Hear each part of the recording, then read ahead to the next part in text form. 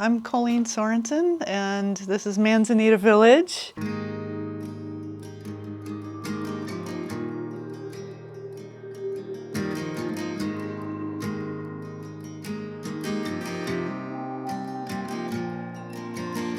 And I've lived here about, I think, like 16 years, and I own a property here.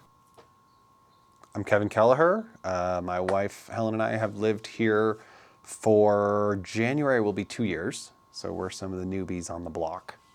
And how long has Manzanita been around? Almost 30 years. Okay. Yeah, quite a while. Do the original builders or founders still live here? Some of them. Okay. Yeah, some of them have moved on, some have aged out. We have a variety of people and ages. Okay. Yeah. Okay. So our common house is 3 stories. Upstairs we have a guest room that villagers use when friends come to town with an ensuite bathroom. On the basement floor we also have a guest room with 2 Murphy beds and another bathroom off a gym with a little like TV den area down there. With a fireplace. With a fireplace, a gas fireplace. It's pretty nice. So a nice little gathering space too. Pretty All of those consistent. facilities are used fairly regularly. Yep. The gym's used almost every morning. The guest rooms periodically, more so in the holidays and such. And the TV room, I use it periodically. People use it occasionally. Yeah. It's also used by guests. Yeah. We also have a tool room down there with a lot of shared community tools. So you can get access to a lot of things that you don't have at home. This is the main floor that we use. We have dinners at least once a week. And we have dinner teams that are functioning now in the fall and winter months. And each team makes dinner for the entire village. And it's served on Thursday night. So here's the dining room. We have meetings in this room also. And then the large kitchen, which is great for cooking meals for, 75 people if you need to. Full like commercial sized kitchen with 2 stoves and 2 fridges and tons of equipment, and we all have access to use it for other things too. I celebrate my birthday in the common house, have friends stay in here, have dance parties, whatever, meals, all that. Just before you got here, our village has committed to a year-long weekly training program in nonviolent communication. So we had a facilitator here for an hour and a quarter every week, and she guides us through a lot of exercises in learning how to better communicate and connect with each other. That's great. Yeah, it's been really powerful.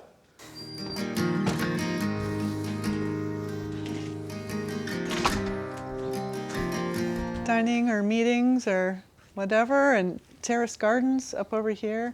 There's a shared tool area behind the common house, which is really nice, and what we call the Big Dig, which is kind of a work area that's shaded. Was that named after the Boston Big Dig? Okay. The Boston mess. Comically, yes. And how many units are here? There's 35 right now. There's 36 lots. 1 lot hasn't been built on yet. Here's the plaza area, which is really lovely. We have our summertime meals often in the plaza. Kind of craftsman style look, design. The architect that designed this neighborhood studied at Arco Santi with Paolo Soleri, internationally famous architect, and fell in love with the idea of community, and with his wife decided to start a co-housing community. They had a bunch of kids and they thought, we need some grandparents. So they heard about co-housing and they decided to start. His wife lives right here. Oh, okay. She does. She lives there. I live there. Kevin lives down there. Yeah. Here are our greenhouses designed by one of the members who's passed away now, but he was an amazing designer. And we get quite a bit of produce from these greenhouses, actually. This whole place is a self-governed HOA, and it's run by committees. So we have a grounds committee, and within that committee there's a gardening committee, and they maintain the gardens around, specifically the greenhouses. And so they harvest on Wednesday and Thursday morning, clean everything up and bring it to the common house for the Thursday night dinner. Oh, okay. And then it's just take whatever you want. Yeah, they'll either prepare some of it for the shared meal and or have just bowls of fresh produce for people to just fill a bag and take it home. We also own this 10 acres of open space right adjacent, this big ravine here, which we maintain. We have work parties once or twice a month, depending on the season. You can sort of see the bottom. Ravine makes it sound more dramatic than it is. You can kind of see the depth there. It's kind of the bottom, the lowest spot you can see down Oh, there. yeah. It's I see more or that. less where the wash is. It's not deep, not cavernous. And you go all the way down there? Yeah, Oh yeah, there are hiking trails all through here. Oh, are there? yeah, you can actually hike downtown. There's Oh, okay. a trailhead up here. And that's part. hike So down to so did you build the trails then? The community? Uh-huh. Okay, I want to put a small disc golf course in here. that would be cool. Yeah, it'd be fun. I have some buddies with baskets. We just need to have a party. I just haven't organized it yet. So is that one of those things though that you have to go through like a meeting to approve with the community? And If I wanted anything permanent, for sure. I Yeah. don't think there'd be an issue with me just having friends bring a basket over and we just throw some discs. We Yeah. have pickleballers in the community. Oh, yeah? We have people who are active for sure. And I think it's a great amenity. It's like an upgrade to the community. I agree. And I would bring friends over to play. Yeah. Sure. Cool. All right. That works for me. Yeah. The realtors approve. more the All right, better, let's yeah. That's right. The neighborhood's this big L shape. It's a pedestrian-focused street. So the architect decided that it would be a good idea to have the parking on the street above. And the homes just have more pedestrian focus here, which is safer, you know. And at one point we had a lot of kids here. We don't have as many right now, but for a while we did.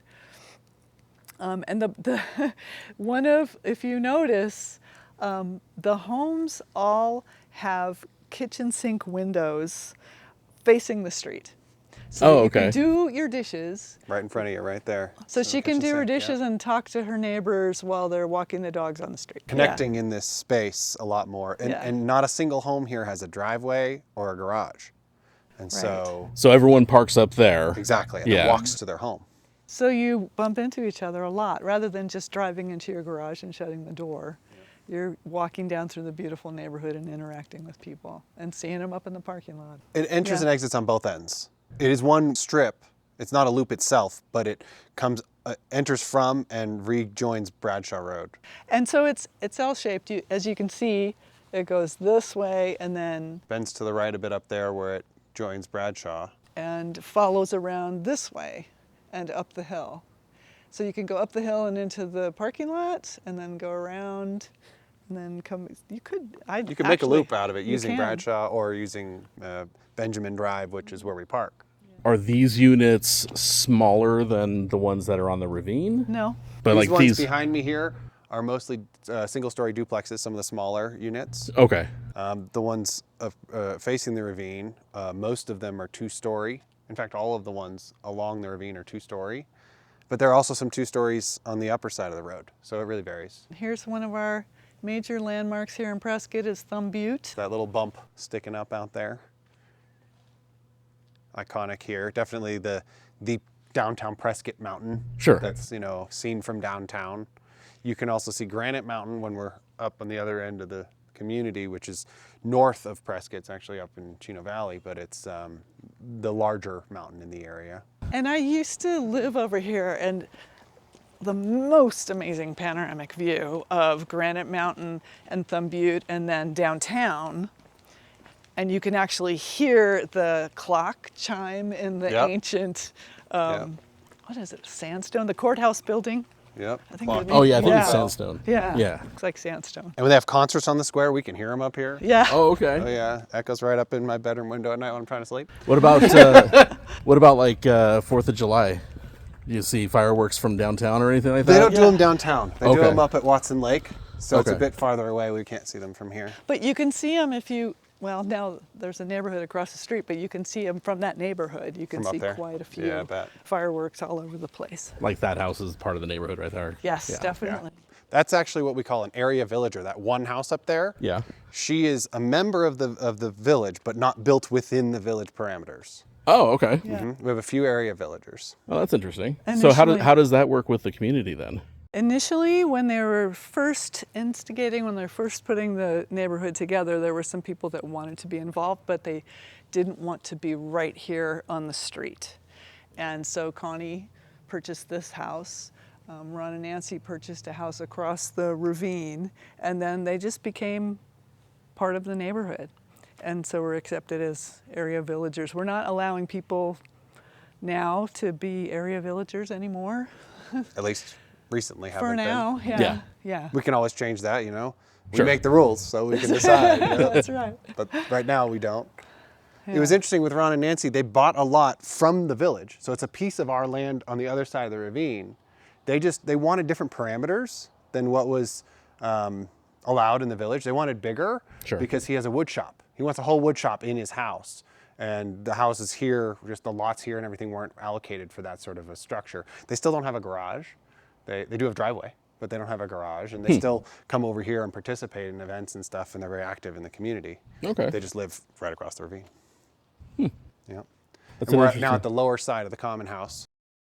And we've done a lot of work on sustainability here. We have, I think, 3 rainwater cisterns. Here's one. 1, 2, 3, 4. 4 actually. Yeah. Okay. So cowboy cistern here. Quite a bit of work on, Brad Lancaster is a guy that lives in Tucson and has written a few books about how to conserve and harvest rainwater. So this whole plaza area is built on that berms and basins idea that he instigated in his book. We also have It fills rainwater up. capture in the parking lot. Yeah. Well, there's one right behind here that captures actually off of Bradshaw Road. When the rain falls up there, when it hits the curb, we've got a little funnel. And that's that cool. funnel takes right off the rainwater off the road right into our cistern up there. And then we use that. That cistern gets filtered down into 2 cisterns beside the house here and then down into this cistern here. And it gets used a little bit around here, but mostly this one is then distributed to partly water this grass and then mostly actually to water the community gardens. Okay. So it's mostly rainwater watered community gardens, harvested rainwater for the community gardens. But when we run out, we refill with city water to make up for drought, basically. Yeah. Yeah. That's a nice system to have that in. It's in great, play. yeah. And Yes. Oh, we gosh, also have yes. rainwater capture on some of the covered parking. Okay. You'll see the red cisterns up there that capture off some of the covered parking. And we've actually applied for a grant to expand our rainwater capture, and we're looking at doing more of that too. Do you have solar as well? Individual homes, some individual homes do. Actually, in 2 weeks, on October 7th, my wife and I are getting solar put on our house. Yeah, and we are also planning to put it on here. It's just not the timing for us yet. We're working on it. Yes. In due time. That's Yes. right. Yes. Complexities of being a smaller for a nonprofit project, but yet still being a nonprofit. So we can't do it under the auspices of an individual. That's very common. And then doing business, like a business loan, is typically minimum $50,000 for a nonprofit project, but it's not going to cost half that to do solar on our little common house here. So we're kind of in a gray area between an individual and a business. And so we're trying to navigate that. I think there's a lot of co-housing communities out there that are in that kind of situation. Yeah. Yeah. That's the law. So it's a hard thing to get through. Yeah. You also see in the little hole over there, that's the golf cart garage. So we have a community golf cart Okay. that we use to haul materials, supplies, if you're moving stuff around from house to house, if you're doing work parties and you need to haul brush, do whatever you need to do, we use it for that. We use it for all sorts of things. Okay. Do people use it when they're maybe down at the bottom of the hill and don't want to walk all the way up? Not too much. Okay. It's more used for carting branches or really during work parties for carting stuff up to store to get picked up and go off to the dump or to the compost or yeah, it's a workhorse. Sure. It's true. And we also have a community hot tub right outside the common house up here, which is a great resource. And being a bit of a walk from the common house, my wife and I daydream about riding the golf cart home from the hot tub, but we've never done it. We have a play area for the kids here. And lots of fruit trees all over. It was a good year for fruit this year because we didn't have a freeze in the springtime. So this is peach here, I think, on your, yeah. Yeah, there were Peaches apples and pears we just walked by. Yeah, lots of fruit all over the place, lots of food. Yeah. There's catnip and some other herbs in those garden beds right there. What about pets in the We love community? pets. Yeah. Do you have many pets in the community? Yeah. We do. Lots of people walk their dogs. We sometimes walk our cats. Oh, you do? We like I to. bet they love the catnip. Yeah. They do. We suggest that people either keep their cats on a leash or keep them inside because of all the open space right here and all the nature everywhere. We have a lot of birds, a lot of wild birds, and we like to keep it that way, support the bird population. Colleen, do we have a house for sale over here right now? We do. Looks Yeah. like it. We have one house, yeah. It's priced at about $350. Nice. 2-bedroom, 1 bath. Nice. How long has that been on the market? It's been for sale for a while. It's only been on the MLS for like a couple weeks. Yeah. Oh, okay. Newly listed. Yeah, it was a FSBO for a while. So what's in here? Fruit trees and understory guilds. It's permaculture-based food forest, which basically means that you have your top layer of trees that drop dust and bird droppings onto the soil and the understory plants. It's kind of like layers, like forests work. Okay. Like nature? Like nature. Who'd have thought? Yeah. Yeah. Go figure. So lots of berries, and what else do we have? You know, flowers, and there's a bunch of irises over here on the lower layers. Looks pretty good right now. And we're about to get a big crop of pears, I think. I Oh, saw that would be a lot nice. of pears in the back corner. We have the big grandma juniper in the back there, which She's is beautiful. incredible. That's Huge. pretty. Yeah. Do you know how old that is? I don't. I know, well, it was here and they built around it. So when they harvest these trees, is it kind of the same type of deal as the greenhouses? Yeah. Same crew, Yeah. different timing. It's kind of as things come up, Yeah. right? Right. Yeah. As they come up and as they're available and, you know, when people can do the work. One thing I love about the way this community was built is they only paved the earth where the foundation of the house was going. Oh, okay. And so, like, these trees are original. This is just the natural trees that would grow here. They weren't planted here. They weren't moved here. The vast majority of the landscaping you see everywhere is, I mean, like right on the edge, right immediately next to some of the houses, some of this was planted. But then very quickly you get into the natural indigenous landscaping, all of the natural plants that just grow here normally. And you're actually connected to nature in a way that's much, much more natural, much more harmonious than you know, when they go in and just pave the earth and just make it all dirt flat and then come back in and plant non-indigenous plants, and then you struggle to keep them alive, and like it looks completely unnatural, and it's like, what are we doing here? This is backwards. Yeah. That's part of our mission and our vision is to be good stewards of the land here. Here comes John Mangiamelli walking his cat. Yep. Oh yeah. And Mary walking And her Mary dog. walking around, yeah. Mijo, he's a star. He's a very handsome kitty. He is. My girlfriend lives there, but he likes other people too. Yeah. Such a good Really kitty. attached to cats for some reason. I'm John, having a Cool. Yeah. Hi, Mijo. I love her. He'll be I the love star. her. Yeah, He'll be the he's a star. Yeah. Oh, he's purring too. Oh, Yeah. nice. He's a loud purrer. Kevin has a cat that he walks like that too. Yeah. Jamoki loves to walk the village. Does Chimoki get along with Mijo? I don't think they've met yet. Oh. No. I would say, if anything, like they have whole different territories. You know, we're at the other end of the village, so they haven't crossed paths. Yeah, we've made it to the common house a couple times, but that's about it. Yeah. Yep.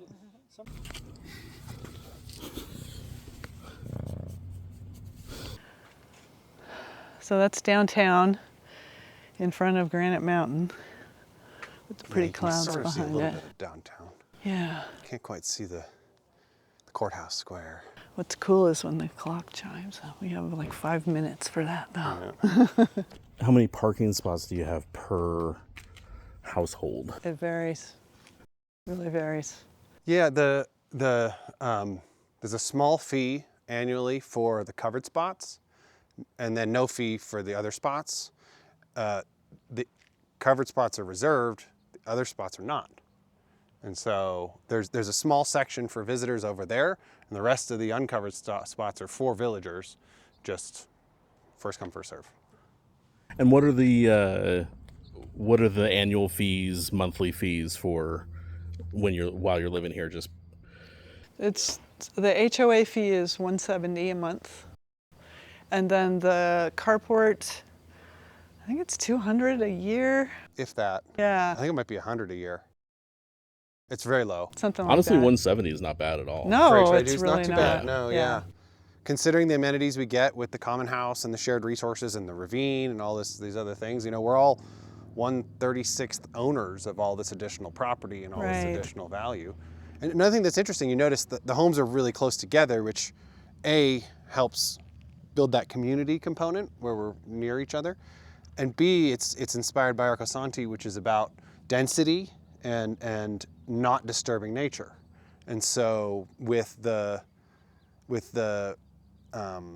properties all close together and small lots, my lot is 5% of an acre. It's 1/20th of an acre. It's tiny, which means my taxes are super low. But then I get the benefit of open land like this right behind my house. So I have a backyard. I just don't have to pay taxes on it. It's community land, right? And then we all have the ravine. So, everyone dreams of having, all this space for themselves. Well, if you're willing to have neighbors close by, you can still have the space. Right. You just have to share the space. Plus, because it's a self-governed HOA, we do everything together. Like I've been in every house in this neighborhood. Everyone so well that it's the safest place you can live, a great place to raise kids, because you have a gazillion grandparents, it's Aunties and uncles everywhere, and yeah, it's pretty wonderful. very safe road with very little traffic. So what's the age range that lives here right now? Who's our youngest now? We don't have any babies right now. Yeah, we do. Amita and Padma. Oh, and yeah. Gosh, what's his name? I'm forgetting right now. I don't I forget know. his name right now. So he's we do have a 1-year-old. They're then- renting right now. Yeah. And then all the way up to like mid-80s, I Yeah, think. mid-80s, 82, 83 yeah. is the oldest. But the average age is in probably 60 or so. It's mostly an older community right now. So you have rental homes? Sometimes. Yep. Okay. Yep. So owners can rent their house out. It's suggested that you find someone that's into the co-housing idea, the concept, because if you don't do that, then you have a bunch of renters and no one interacts and you kind of lose that community feeling. It's strong here and we're attempting to retain it. Do you share work responsibilities? Yeah. Work parties in the summertime twice a month and in the wintertime once a month. So we just had a work party last weekend. And a lot of people came out for that. And we even had visitors here from another co-housing village and they pitched in too. Oh, that's cool. Where did Yeah. they come from? Salt Lake City Salt Lake area. City. Wow. Yeah. That's pretty far out. Yeah. Yeah, they've been co-houses for 15 years and they were feeling a little burnout and they wanted to explore others and kind of see what happens. And they got reinvigorated. Yeah. They're like, oh, okay, yeah, we have comrades in this and this is, we're doing this for a reason. I remember now. And it worked out well for them. Yeah. When you're talking about the work here, there's the work parties that we focus those primarily on the grounds, beautifying the campus, if you will. And we also have 8 committees, Yes. plus task teams and subcommittees and stuff that all have to be manned by the villagers. And so we get to do it how we want. We get to have community gardens and rainwater capture and big open ravines and all sorts of wonderful things. And we have to do the work. Right. There's no management company. And so we actually have to do all of the work. And so it's definitely an exercise in how do you motivate and inspire people to participate, because we don't have we have a suggestion of what you can do to contribute, but we don't require. And so, you know, how do we motivate people to participate and contribute? And so far it's working out pretty well. The village is beautiful. And there are some folks who've been doing a lot of work for a long time who are ready to slow down, and we need other people to step up. Often once a month we'll have what's called a plenary meeting where the entire neighborhood meets on that middle floor in the common house. And we discuss, we make decisions. Like rather than have a board of directors that makes decisions for the neighborhood, we make the decisions, which I find really exciting, that I have control over what happens here, you know, so things like that, like how to get more people to be part of it. We had a big discussion about that. We also discussed solar on the common house. So it's pretty exciting. It's a really cool place to live. To me, this is a lot more natural, tribal human culture to be this way, and yet not at the same time, you're not living in a commune. You're not living in a property that's shared where you don't have ownership and you don't have equity. You know, it's more autonomous than that, but it's still so much more connected to the human nature. We all have our separate spaces and can choose when we want to get together. Exactly. Yeah, it's nice. So yeah, the villagers, when they moved here, it was tumbleweeds. This whole thing? Yeah, I mean, there were trees. The trees they didn't plant the trees, but there was a lot of tumbleweeds and lot of, you know, wild brush. So they've cleared a lot. And if you're looking at if we like get down here a little bit further past this tree and we look back up this way, you can see for about, you know, 50 feet or so from the houses, there's a lot less underbrush. It gets a lot thicker. Oh, sure. When you get out there. So we do a lot of firewise work to protect the village. You can see it maybe even better over here with the rows of houses. And then there's, you know, the trees start, you know, at least 15, 20 feet back for the most part. And then we do a lot of under clearing, and we've actually cut the branches off the undersides of the trees. So with firewising, you want to take it down to like these grasses here, they don't hardly burn. And so they're not a risk. Okay. Exactly. So like there was actually a really big, beautiful Manzanita bush here. I'll show you what a Manzanita is, namesake of our village. Oh, yeah. And we had to take it out because they burn really hot. And they're really high risk. And that's what was right here. That's what these roots are, yeah. Okay. And so, you know, all of this scrub oak here in front of us, there's a ton of this. It grows like crazy. So we have to cut a lot of that out. And it's, you know, real flammable. And so we have to keep all that away from the other trees and really keep the fuel down. That's how you have a little bench right Yeah, here. yeah, it's great to come in here, and this gets a lot of afternoon shade from this tree. What kind of tree is is this? this? It's a great spot to sit. That's a juniper. Okay. We have a lot of junipers. Yeah. Predominantly junipers, scrub oaks. All this stuff is underbrush scrub oak trees. Okay. Another juniper behind it. So yeah, a lot of junipers, a lot of oaks, and then occasional other varieties. And you'll see, in addition to these trail signs, in some places along the way, we have labeled some of the flora. So that trail will take us down to that wash basin, and then you can connect with the roads and go right to downtown. Or you can also connect with Acker Park, which if we walk a little farther up this trail to the left, if we go up this way. Oh, a little bunny. Just got a bunny. Yeah, bunny shot. If you come up this way and then we turn around in a little bit, you can see Acker Park from here. Yeah, so that knoll over there is the city park, Acker Park. Oh, the people walking up that trail. Exactly, up yep. there. Up there and up to that upper flat knoll up there. Okay. So that's a city park that we can get to. So our views are never going to be developed, right? Our primary view is Acker Park, and so we're not going to have a bunch of houses there. I like that idea. And the nearest part of the view. And so, yeah, there's a lot of access if you go down that trail, and then this trail takes us back up toward the rest of the village. That looks like deer prints. There definitely are deer prints. Yeah, we have herds of deer that come through here every day. We have packs of javelina. We have, I haven't personally seen coyotes, but we hear them in here every single day. Oh, really? Oh, yeah. I would imagine in here and over at Acker Park. Especially at night. We hear coyotes, yeah, especially, dawn and dusk. and sometimes just midday. That's another good reason to keep cats and dogs inside. Exactly, yeah. And the coyotes might be more over in Acker Park, but their bark echoes so far. Oh, sure. Yeah, lots of wildlife through here all the time. And this is where I want to put that disc golf course. Put a few holes in here. Oh, yeah. That'd be fun. Oh, so yeah, I see a sign down there. Yeah, that's marking Point Leaf Manzanita. So that is like, so that's this the is Manzanita. The red stalk with the bright green leaves. Oh, okay, yeah, yeah. That's the Manzanita plant. When we come across another big one, that's real obvious. I'll show you. Like right in front of you here. right That's here. a Manzanita. Yep. Okay. You're backlit to it right now, but it's. But look at this though; it really shines. Oh yeah, it glows. Yeah, I like that. So that's the namesake of the village. They're just all over the hillside here. Here's a Live oak. yeah. So there's the scrub live oak or shrub live oak that are everywhere here. Oh yeah, if you look back, you can see the red.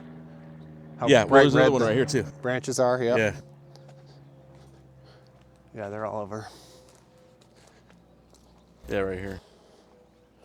So that's a Manzanita. So I spend the majority of my volunteer time with a chainsaw. Like all these under branches, I cut these all off this summer because the spring they had grown down. And so you need to be, basically if I can hit my head on it, it's too low. You need 6 feet or more so that if the grass is light on fire, the grasses won't light the tree on fire. Oh, right. That's the idea, to not create what's called a fire ladder. And so we have to do a lot of maintenance. We're a little out of protocol here because like these beautiful manzanitas here could definitely light these trees on fire. Oh, sure. That's a giant manzanita right there. Oh, that is huge. Yeah, and so we don't like cutting them because they're beautiful. Yeah. And they're namesake. And so sometimes we just choose to roll the dice. But we do whatever makes sense to try to keep the fuel down and the risk low. Yeah. And it's obviously a constant ongoing process because all these plants grow. And so the scrub oak, especially the scrub oak, grows really fast. Yeah, mountain mahogany, these are beautiful. They don't get huge up here. They're more bush-like than what you might think of in a mahogany tree.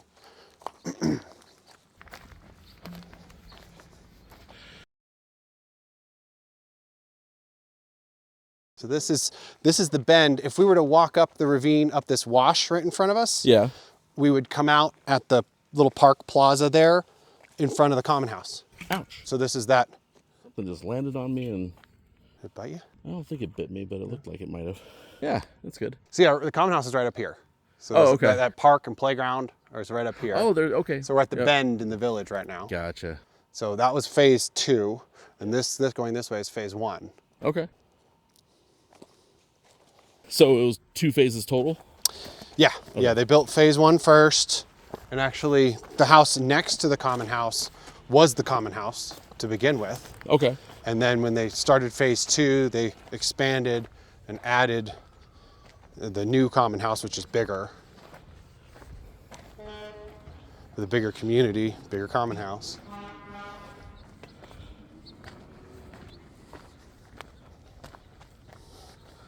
There's the thumb. Yeah, right over Acker Park. Not bad views, huh? Yeah, I like it. I can see why the common house has amazing views. Yeah.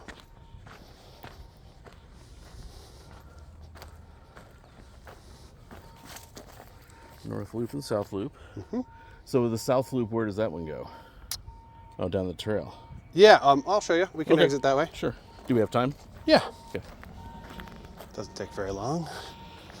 And you can see from here a good view of what the wash looks like down at the bottom there. Oh, sure, yeah. And we put a lot of debris, a lot of logs and branches and material in there to slow down the water flow when the flash floods come from the monsoon. So make what are called check dams. Deer droppings. To slow, plenty of those. To slow down the flow of the water so this becomes less of a carved out ravine. That helps. But there's some fresh carving here for sure from the recent heavy rains we had. Oh, yeah.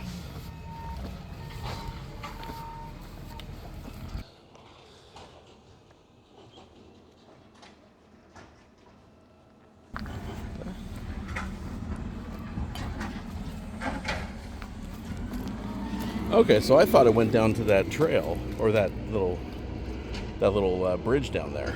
There is a trail that goes down there, but Oh, this okay. is a different trail. Okay, Yep. this So one there's goes. another trail that loops there. This one goes takes us back out. Okay, Yep. all right.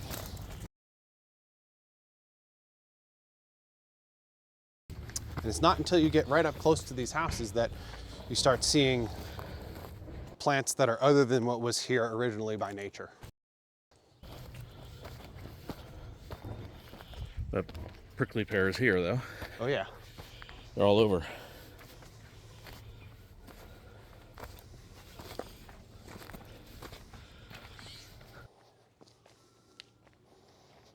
So that's the trail that essentially loops the underside of the village, so below all the houses. And then there are other trails that if we were to keep going to the right there, that would loop back and take the lower path down right near the wash and then end up joining again right back where we had the intersection to go downtown.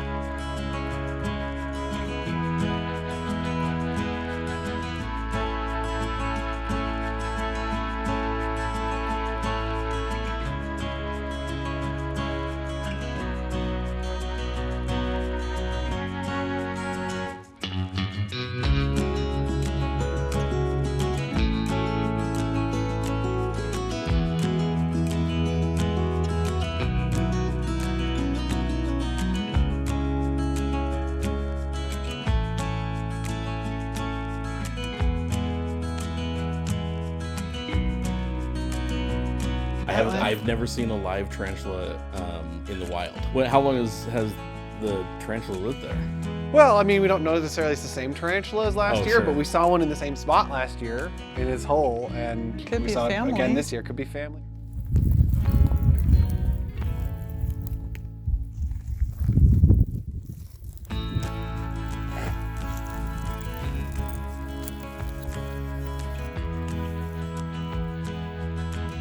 Little baby guy.